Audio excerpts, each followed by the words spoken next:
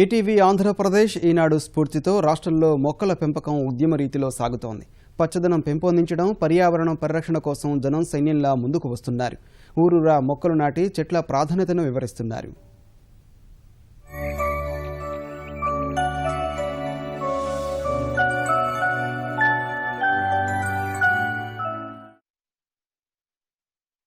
భూమాత పచ్చలహారానికి ఈటీవీ ఆంధ్రప్రదేశ్ ఈనాడు చేపట్టిన వనభారతి జనహారతి కార్యక్రమం ప్రకాశం జిల్లాలో ఉద్యమంలా సాగుతోంది. ఒంగోలుకు చెందిన భూమి ఫౌండేషన్ ఆధ్వర్యంలో నగరంలోని పీవీఆర్ బాలుర ఉన్నత పాఠశాల ఆవరణలో 50 మొక్కలు నాటారు. భూమి ఫౌండేషన్ సభ్యులతో పాటు ఒంగోలు డీఎస్పీ గుంటుపల్లి శ్రీనివాసరావు, సిఐ రామారావు, నగరవాసులు ఈ కార్యక్రమంలో స్వచ్ఛందంగా పాల్గొన్నారు.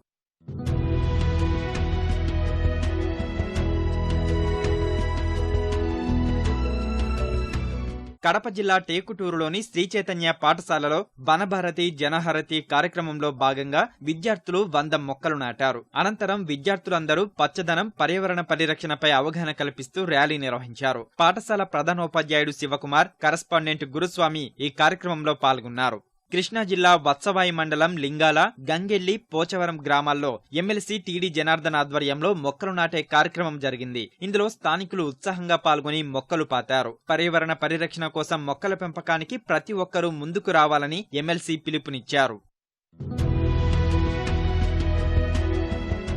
మొక్కల పెంపకం ద్వారా పర్యావరణ సమతుల్యాన్ని కాపాడవచ్చని శాసనసభాపతి కోడెల శివప్రసాదరావు అన్నారు. తిరుమలలో పలు ప్రాంతాల్లోని నర్సరీలను పరిశీలించిన ఆయన ఔషధ మొక్కల గురించి తీతిదే డిఎఫ్ఓ శివప్రసాద్ను అడిగి తెలుసుకున్నారు. ప్రతి ఒక్కరూ మొక్కల పెంపకాన్ని ప్రోత్సహించాలని సభాపతి కోరారు.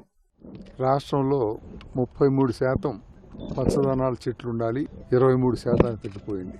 అవగాహన లేకుండా ప్రతి ఒక్కళ్ళు కూడా వాటిని నరకటం, వాడుకోవడం తప్పితే నాటడం అనే అలవాటు పోయింది. మన నాగరిక సమాజంలో మొక్కలు నాటడం జీవితంలో ఒక భాగం. మా నియోజకవర్గాల్లో కూడా కనీసం 4-5 లక్షల మొక్కలు నాటి ఆ పర్యావరణ పరిరక్షణకి హితోధికంగా సేవ చేయాలని ప్రతి ఒక్కరు కూడా మొక్కలు నాట మొదలు పెడితే మళ్ళీ 33%, 35% వరకు కూడా ఈ భూమి అంతా కూడా పచ్చడి చెట్లతోటి నిండిపోద్దని భావిస్తున్నాను. అందరినీ ఆచరించమని కోరుతున్నాను.